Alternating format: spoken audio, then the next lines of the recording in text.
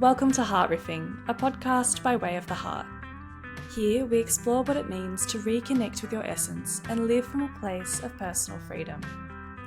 If you're interested in learning more about our courses, mentoring and workshops, feel free to visit wayoftheheart.com.au. We're so glad you're here and we hope you enjoy the episode.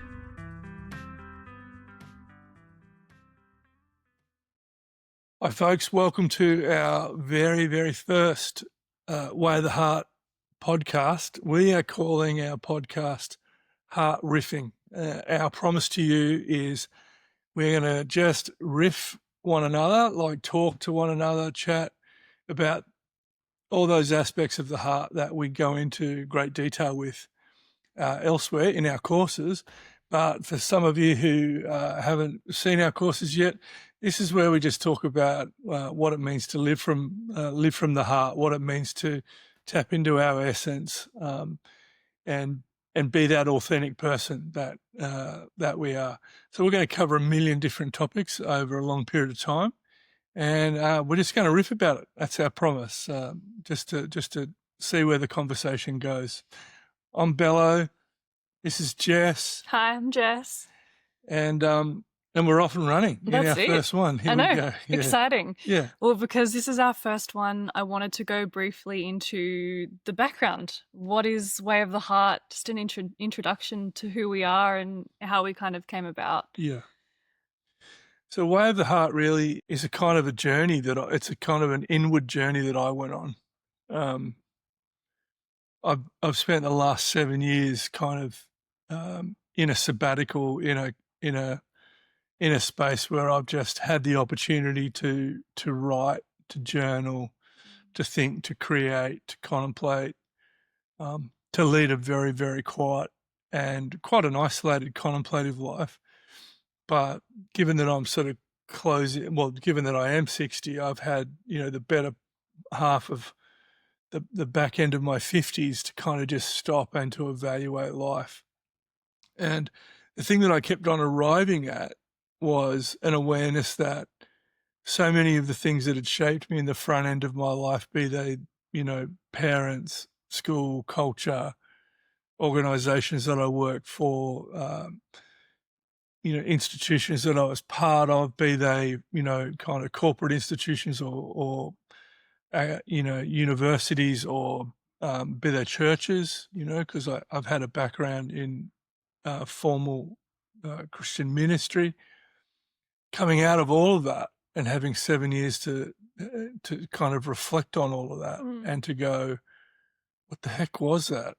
And to go through what I would say would be a really healthy deconstruct of all of that. And the deconstruct for me started in my 40s. So there was a lot of kind of sense making that I needed to make.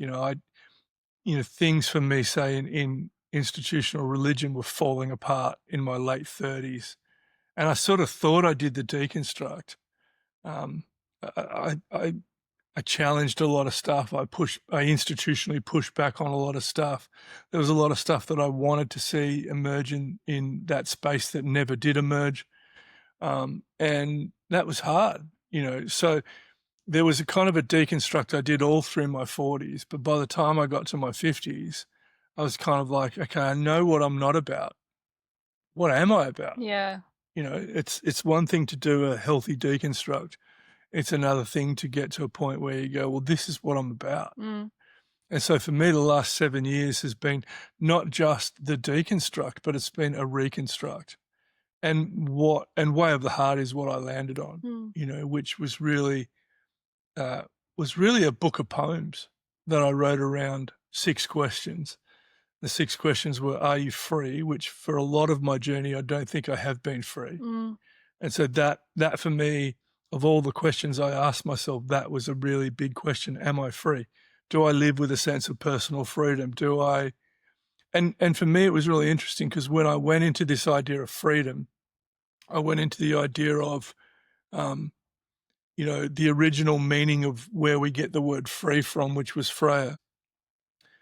So when I was examining the word free, I realized I looked at the definition and it talks about Freya being the beloved of Odin, and that the experience of freedom to a large extent was this experience of being loved.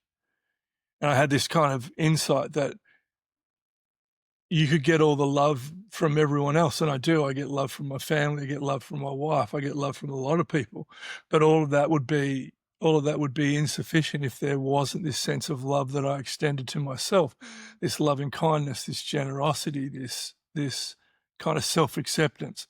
So real freedom for me started to be this awareness of, do I even like me? Yeah.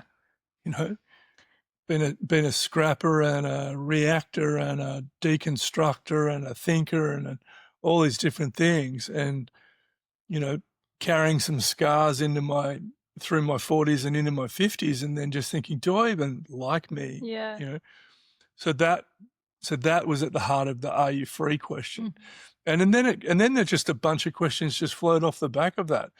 Well, if you don't even like yourself, you know, maybe that's because you don't know yourself. So who are you? And once you get some insight into who you are, then, you know, where would that live? You know, given that there was some kind of awareness that you just can't live anywhere, you know, like I don't live well in institutional space. So where do you live? Where can, if that is who you are, well, where could that thrive and flourish?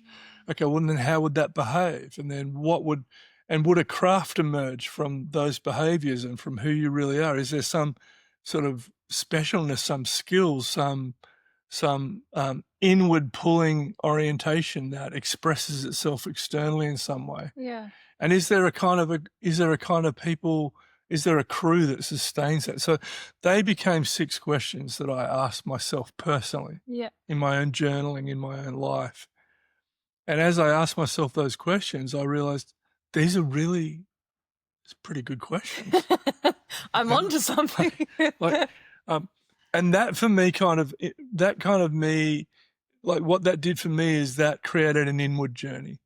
You know, whereas so much of my life had been external, you know, trying to change this, trying to shift that, trying to teach this, trying to do that, you know, having an educational background and a philosophic background, trying to communicate this truth or whatever it was. So much of it was all out there, but this journey was all in here, you know, like it was a really inward journey.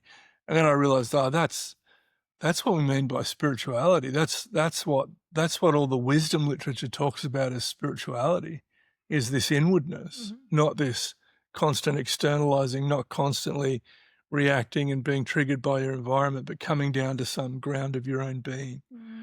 And those questions really helped me get to that place. And so that whole process I just started to call Way of the Heart, Way of my own heart. So when you wrote Way of the Heart, the book of poems, was that an overflowing from that space, or was that a feeling that it now needs to be externalized? It was really interesting because it was none of that, you know, it was a mistake really, or it was perchance, because I had been mentoring some people and I got this kind of WhatsApp message one morning that just said, hey, Bello, can you just tell us more about what you mean from, what do you mean about, what is this living from the heart? What is this way of the heart stuff you're talking about? Because there was no book, there wasn't anything. It was just the 6, what we've come to know as the 6 heart questions. And this mate Glenn just said, can you tell me more about that? And I was trying to write like a WhatsApp message. You know how like WhatsApp. And I thought, you know, the easiest way for me to write this is I'm just going to write a poem. Yeah, right. So I wrote one poem and I sent it back to the people in the group, and the people went, oh, that's really good. Have you got another one? You're like, here's 100 more. I thought I just wrote that in 5 minutes. I was like, I got a few. Yeah. And so I just started not trying to articulate it because another person had said to me, you need to write a book about this. So I tried to write a book about the 6 heart questions, and it was clunky and it was academic and it was yuck. I remember. Yeah, it was so horrible, you know, getting you to road test, you know, it's like, this is truly bad. But the poems came really easy. So I just found that I took each of the 6 heart questions and I just wrote 10 poems, I think. Yeah. Maybe more, but 10 poems for each. And then people read it and went, "Oh, this is good." Yeah. It's a funny early lesson in flow too, Yeah. because, you know, I remember you struggling to get the writing done around the 6 heart questions in that formal academic way. Yeah. And then as soon as you lent into the poetry, I think it was a bit different from what you had originally Completely. been familiar with writing. And then they just started coming and coming, and I was Yeah, it was so easy. Yeah. It was so easy. Like I'd written another book, which I think is somewhere up there. I had written another book before that, which I had spent 12 months Yeah. reading. And when that book was sent out, you know, look, some very academic people said, "Yeah, good book." You know, the vast majority of people that read it went, "Are you killing me? This is the best cure for insomnia I've ever had. I don't need to take rest of it. I don't need to take melatonin. I don't need to Mazepam. I just tried to read like just a chapter of this thing. I'm gone." You know, so I was like, Yeah. okay. I still stand by that book. You know, like it was a good book, but the poems, I think people could, you know, and this is the beautiful thing about poetry, right, is that poems just have that ability for people to insert their own meaning. Yeah. It's a phrase, and the phrase can sit there and someone can go, "I feel this about that." Mhm. Another person can go, "Well, I feel something totally different," or, you know, it's much more malleable for the reader as opposed to, you know,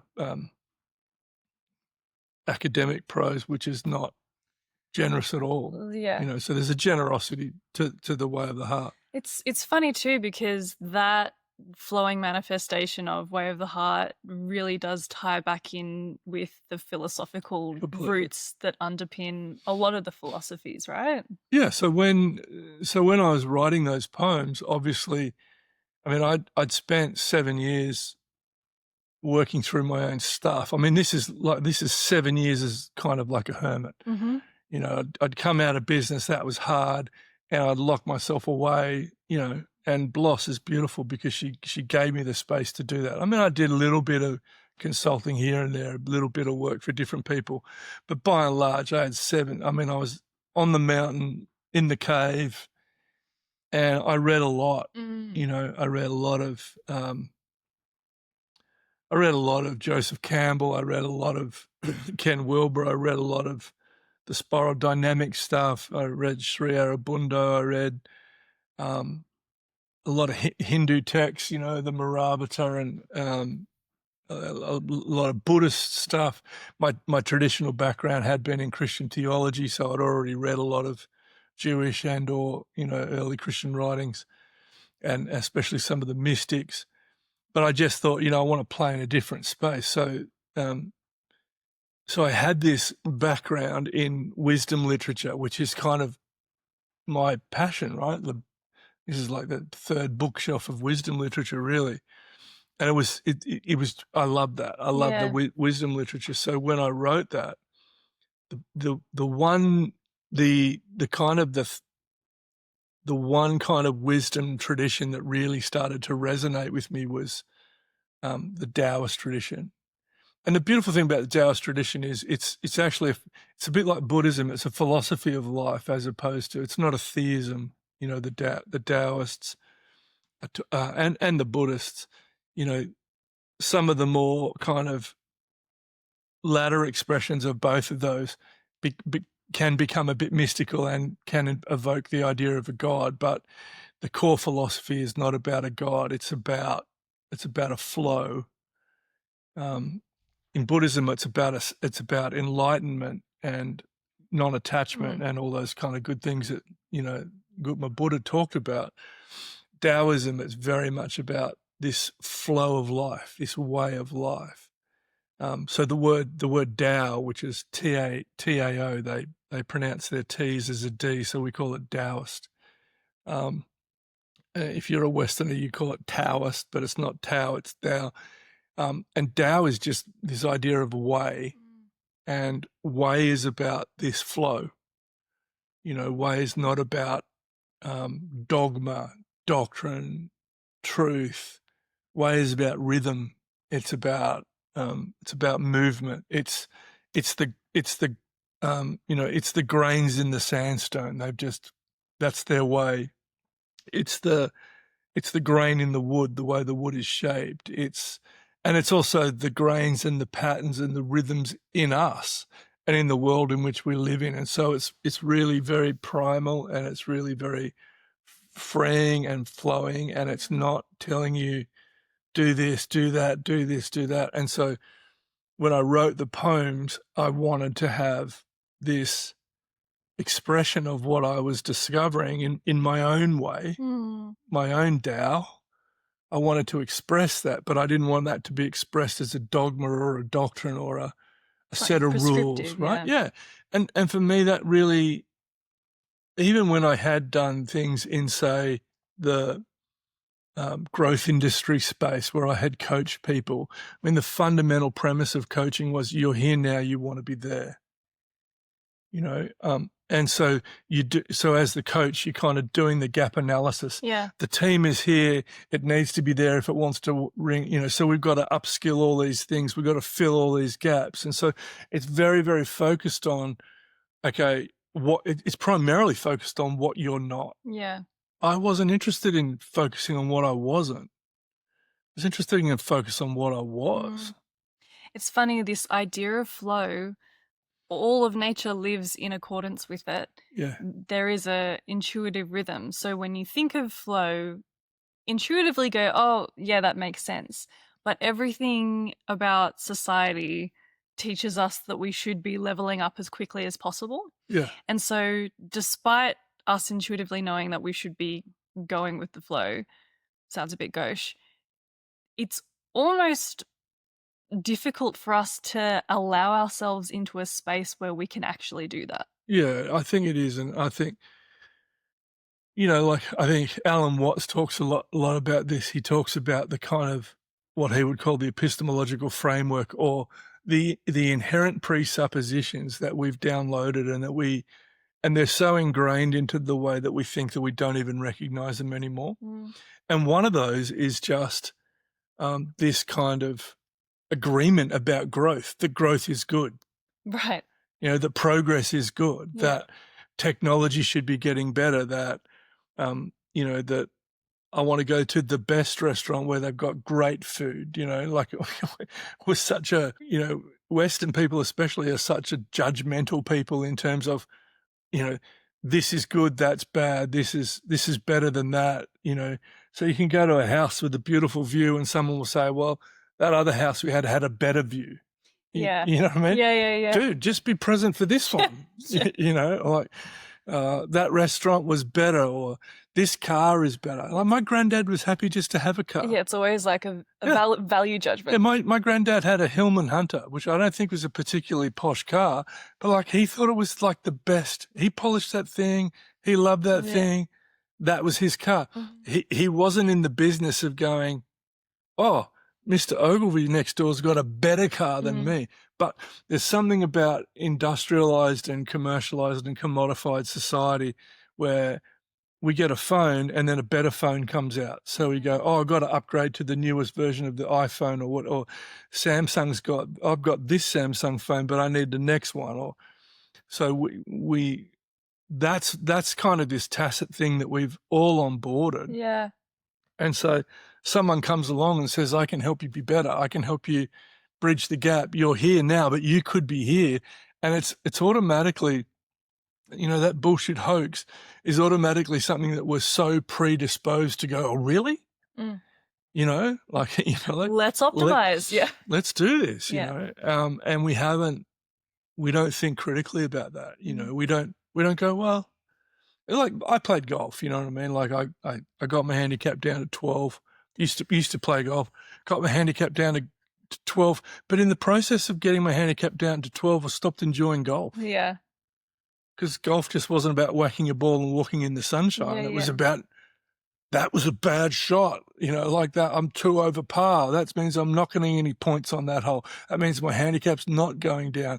And so, you actually lose the pleasure of being out in a beautiful green space with some friends playing whack-a-ball, Yeah. and it's like, oh no, I'm playing golf. Yeah, I'm being yeah. serious. It's Yeah.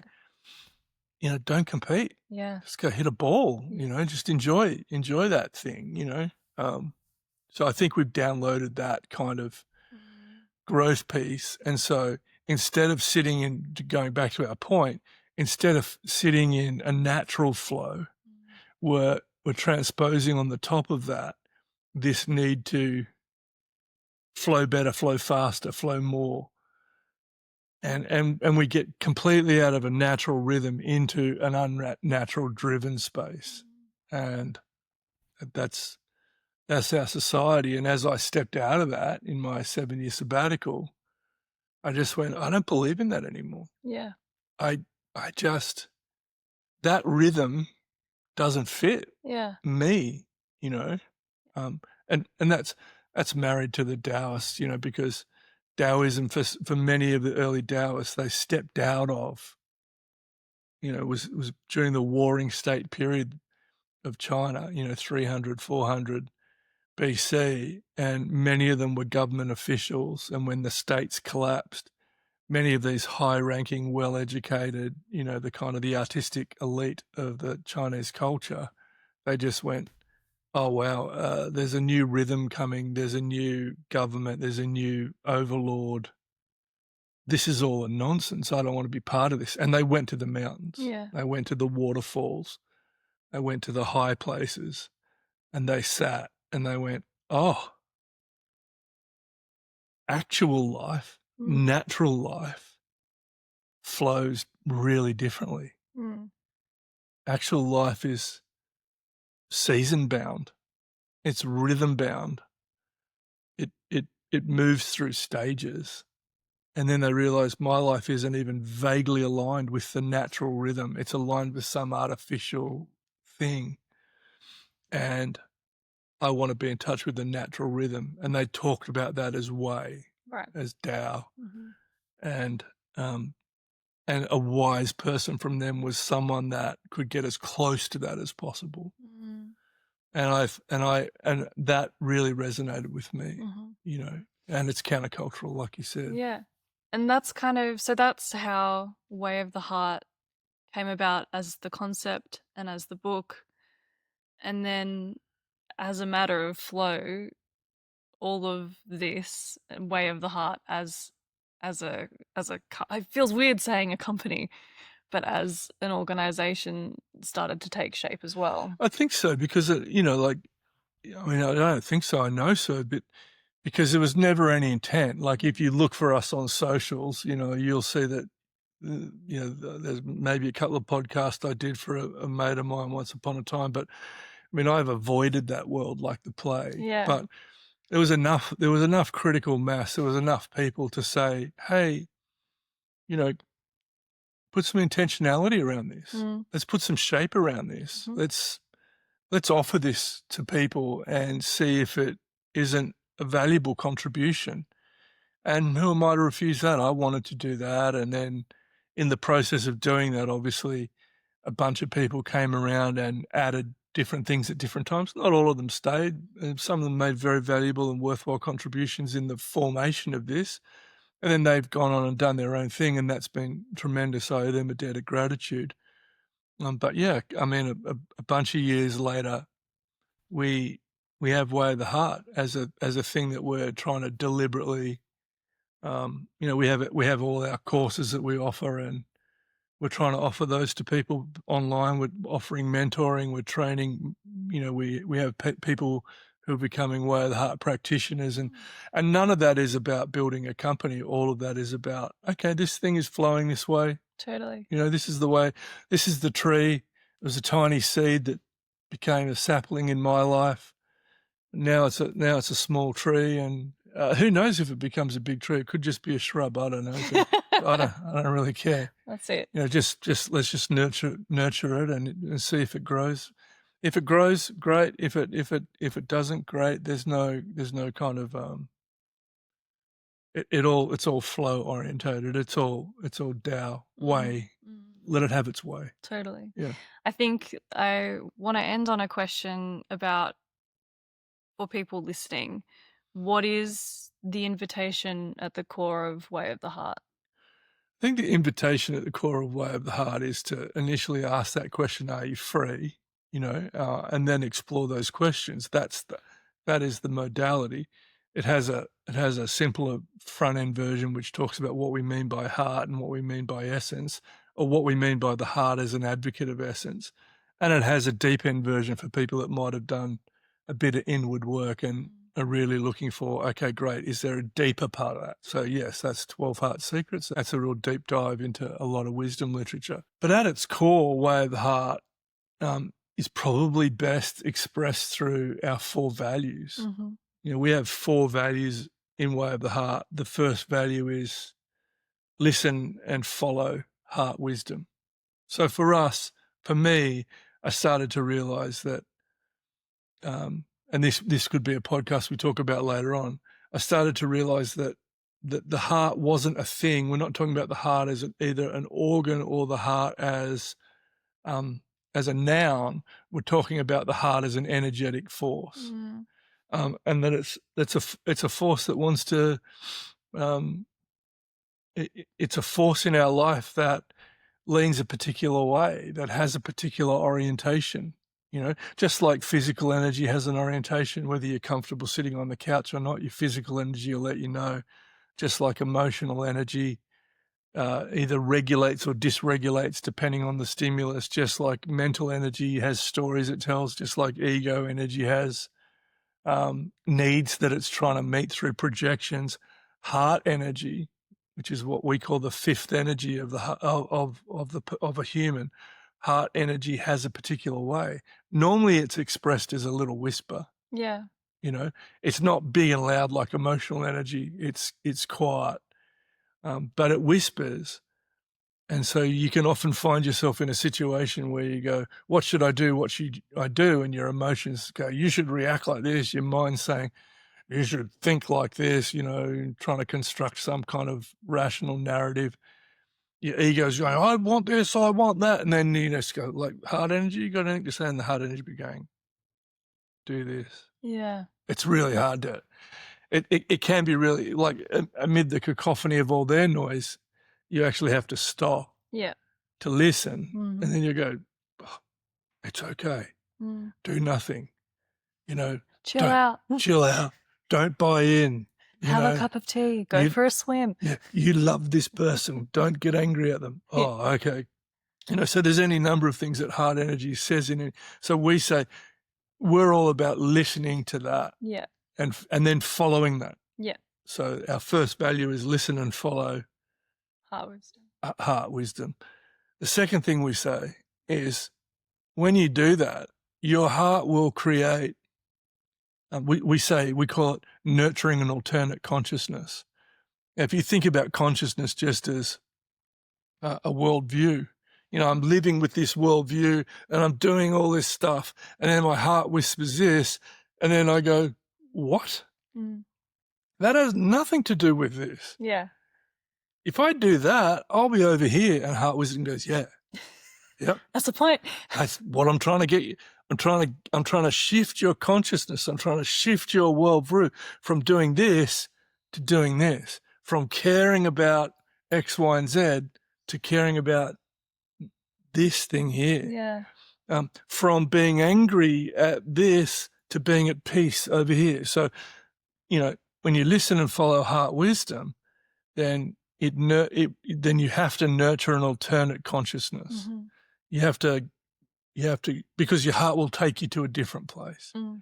And then when you in that different place, nurture that, because that's a heart path. Now you're on the heart path. And as I did that, over many years, and more particularly as I made that my spiritual practice or my inward practice over many years, what happened on the back end of that was my heart would ask me to do things and I'd go, are you serious? Yeah. Like, what are you on? Like, are you on drugs? Okay. Like, are you hallucinating now? Yeah. I can deeply empathize with that too. Yep. It's like, no. And your heart's like, yes. Yeah. That. Really? Yeah. Yeah. It's crazy. Yeah. The heart is crazy. And in my journal, many times, as I've been journaling, kind of continuous flow of consciousness, I've often written in my journals, this is going to get weird. Yeah. This is getting weirder. Yeah. Because this alternate consciousness is really weird. Now, that leads us to our third value, which is, well, if you're going to walk that, it takes real courage. Mm-hmm. There's a courage piece there. Absolutely. About, okay, I got to do this. I've got to courageously step into this. And inevitably you step into it, which this is our fourth value. Inevitably you step into it, and guess what? It doesn't go well, like, Welcome. welcome. When I say it doesn't go well, inwardly everything is aligned. Inwardly you're being true to yourself. Inwardly you are completely secure and completely affirming and completely just in such a strong place, because you're congruent, right? Yeah. You're inwardly attuned is what we would say.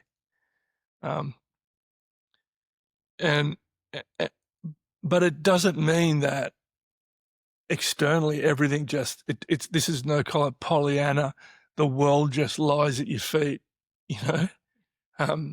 sometimes it doesn't. Other people don't understand. Situations don't immediately comply, and you don't get it right, or you start walking it, and then 3 days later you're back in your head again, and you've got it. And so that leads to the fourth thing, which is loving kindness. So follow the wisdom of your heart, nurture the alternate consciousness, do that courageously, and then be loving kind to yourself, because you may not get it right the first time, and other people may not respond, and you may not respond to them. So there has to be I think the loving kindness piece for me is the superpower piece. The one superpower that we have as humans that we don't use a lot is loving kindness, extended both to other people and towards ourselves. So they're our sort of four values. That is kind of the invitation of Way of the Heart. And maybe the final way to think about it is, what is Way of the Heart? I like to use a metaphor to explain it. I like to use the metaphor of the tuning fork.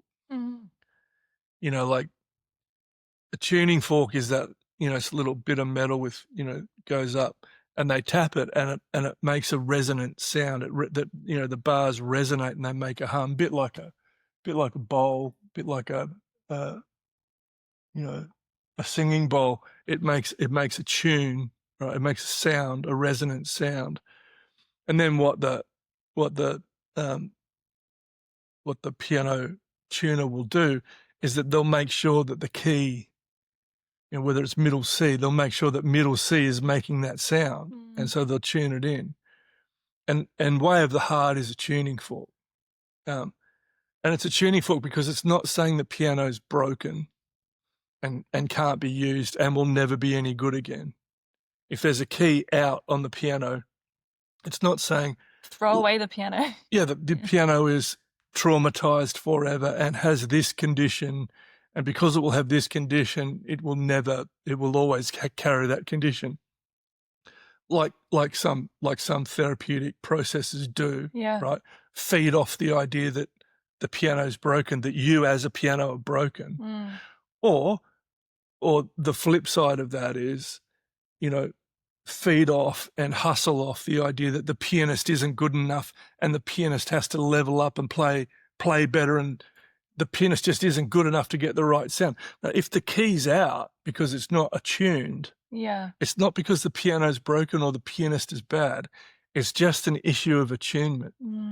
It's just an issue of coming into a resonant space where it flows, where it goes, where you go ting, and then you hit the middle C, and middle C's like, oh, they're the same. Then the piano's fine, and then the pianist can play whatever they want to play. Neither pianist is broken or insufficient. So for me, Way of the Heart is this way of not celebrating insufficiency or brokenness, but a way of celebrating sufficiency, wholeness, and living out of that. Without any kind of mystical promises that all of a sudden you'll be a millionaire or you'll be driving a Mercedes, or that, your wealth will go through the roof, or that, that if you attune to the essence of who you are, you'll become a higher vibration, which will release none of that nonsense.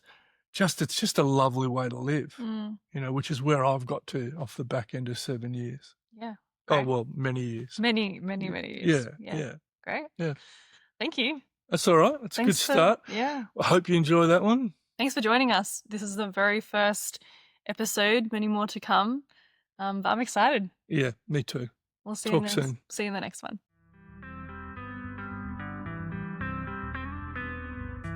Thank you for listening to Heart Riffing. If today's conversation resonated, you can find more of our work, including courses, mentoring, and workshops, at www.wayoftheheart.com.au or on our Instagram, Way of the Heart Official. We'd love to hear your thoughts, reflections, or questions, so please always feel free to message or comment. We look forward to seeing you next time.